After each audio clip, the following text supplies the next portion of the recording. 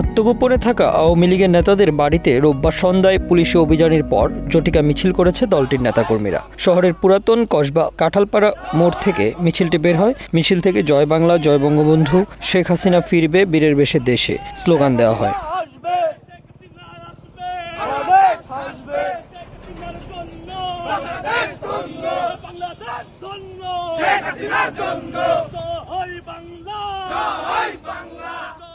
প্রত্যক্ষদর্শীরা জানান, কয়েকটি ইজি বাইকে আসা আওয়ামী লীগ নেতাকর্মীরা মিছিলটি বের করে। মিছিলটি উপশহর বাবলাতলা ব্রিজের কাছ থেকে ঘুরে ফের কাঁঠালতলা মোড়ের দিকে চলে যায়। মিছিলে থাকা নেতাকর্মীরা সবাই বাইরের এলাকা থেকে আসা বলে দাবি করেছেন স্থানীয়রা।